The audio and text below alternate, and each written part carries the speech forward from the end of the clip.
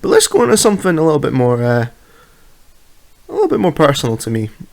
This week, Final Fantasy X celebrated its 20th anniversary. And I'm just going to start by reading out this article by Miss Jessica Rami. I hope I'm pronouncing that surname right. And this is from TheGamer.com. And it's titled, Yuna and the Strong Female Character. How Final Fantasy X Changed My Perspective. And by reading this, Jessica, you changed my perspective as well, as you'll hear in a moment. Whether it meant to or not, Final Fantasy X ultimately ended up changing my preconceived notion of what a strong female character could be. Final Fantasy X is a game that undoubtedly turned a lot of heads when it was first released. A lengthy JRPG in a popular series, and the first among Final Fantasy games to have voice acting, the fantasy epic both challenged and carried out a lot of series traditions. Yoshinori Kitase, the producer behind 10, said in an interview that he wanted to change people's preconceived ideas of fantasy within the game, to change the idea that fantasy settings meant medieval European themed. Whether it meant to or not, Final Fantasy X ultimately ended up being changing another entirely separate preconceived idea that I had when I first picked up the game in middle school, that a strong female character could not also be gentle. How did a game make me completely change the way I look at media? It's simple. Yuna. For anyone who hasn't played 10 yet, brace for spoilers ahead. I'm assuming most people watching this have probably played 10, but just in case, I think a lot of this will actually seem a bit out of context for you. So feel free to stick around if you think you can glaze over some of these fine details. I'll continue. Yuna is a female protagonist of FF10, and someone that a lot of folks probably found it easy to typecast. I did anyway. Another soft-spoken, polite wallflower type girl, complete with a bit of pining after the central male character. At 12 years old, I saw her and basically expected her to be set dressing to Tidus' story, Tidus being the main character. Then I reached Killica and watched the iconic send-in scene and thought, alright, she's a bit melancholic too. It wasn't until I replayed later that I realised just how impactful that early scene alone was. Here we've got a 17-year-old orphan agreeing to not only take on a difficult journey, as it is admittedly a JRPG staple, but actually to take it a step further and take up the mantle of, let's face it, the closest thing the Final Fantasy X universe has to a mortician. To willfully surround herself with the dead, dying and grieving, and offer everything she can. The send-in scene is beautiful, and as Tidus points out in his narration, horrifying and strange. Lulu even notes offhand, after the cutscene, that the performing the send-in actually brought Yuna to tears. It's not something she does because she enjoys it, or that it comes naturally to her. Yuna's strength and appeal, for me, wasn't that she carried out her job faithfully. It wasn't that she never had moments of weakness, or that she had a disregard for her life. Did I mention that summoners die at the end of their journey? That made her cool, like many other strong female characters of the time. On the contrary, she acknowledged her feelings, even recorded them to make sure they'd be understood later after her death, and admitted to Tidus that she did have moments of sadness. She pushed for them because she felt she was doing what was important.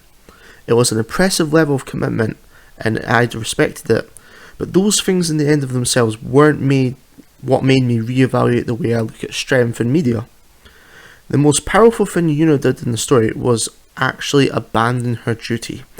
Even being excommunicated from the church didn't stop her from carrying out her pilgrimage to the letter. But when she was told that finishing it meant killing one of her guardians, she stopped. Rather than give up and let Sin continue rampaging, or defeat Sin but sacrifice her morality in the process by killing a friend, Yuna rejected both options. 2 lives was not, in Yuna's eyes, an acceptable price to pay for what amounted to a temporary solution. Yet another 10-year-old built on a lie wasn't good enough. When the world asked her to be cruel, she refused, and that refusal turned out to be a step towards a much more permanent resolution. To me of middle school, constantly submerged in a stream of escalating violence portrayed as heroism, of the strong female character always having to be a combat proficient as Black Widow, Yuna was a more unique story.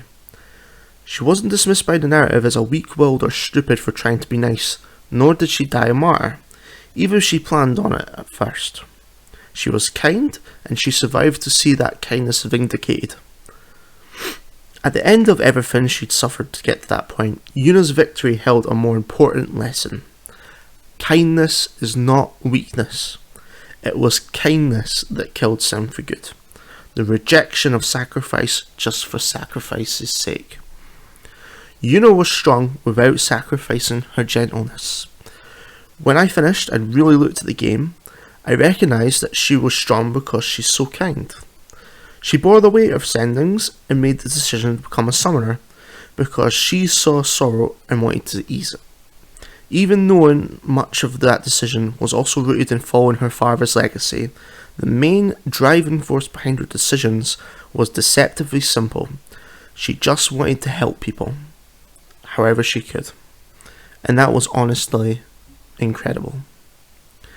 Final Fantasy X subverted a lot about the series, but kept a lot the same. Final Fantasy protagonists rarely compromise their ideals, but they're also usually men, and that comes with its own set of pitfalls. Yuna is handled with a great deal of respect in the story, in a way I realised was rare in 2012, and probably rarer still in 2001, when the game first came out. So much buzz about female characters in media comes from their action scenes. Lara Croft is strong because she can wipe out an island full of cultists basically solo. Lightning from Final Fantasy 13 is strong because she has a gunblade and no time for bullshit. This isn't an attempt to dismiss them and their narrative arcs. It's just to point out popular perception of these martially skilled characters versus characters like Yuna, which are considered strong by most people. What Yuna speaks to, which very few other female characters in the media I consumed did, is the idea that strength of a character can matter just as much as physical strength. That choosing to do things that might be difficult or painful because the right thing to do is a type of strength everyone is capable of, not just action heroes. Strength for Yuna and me and so many other people isn't and shouldn't be about rejecting and distancing ourselves from what others consider weakness. Strength can be found in dignity and kindness, and refusing to partake in necessary evils just because they might temporarily make our lives easier.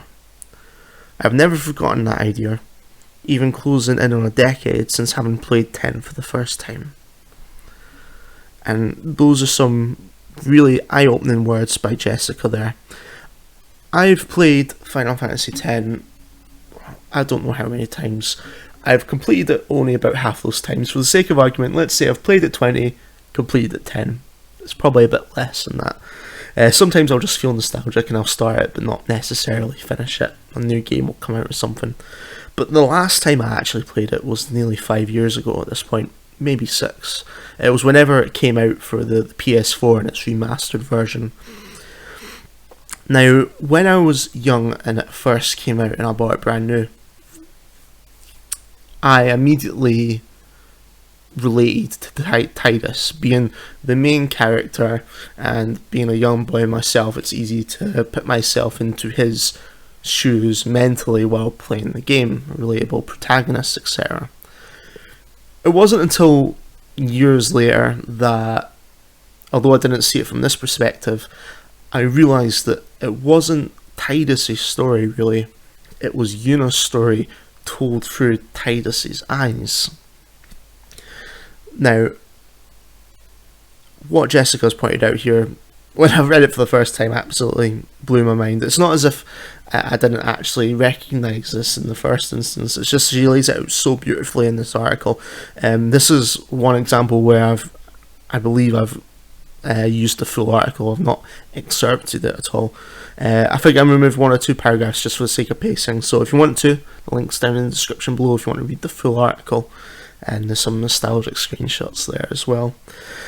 But in a genre oh sorry, I should say in an industry where strength of a character is determined by how big their gun is.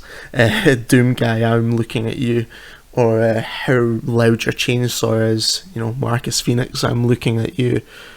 Sometimes we forget that strength of character is more important than strength of the body. You know, mind over matter and what have you.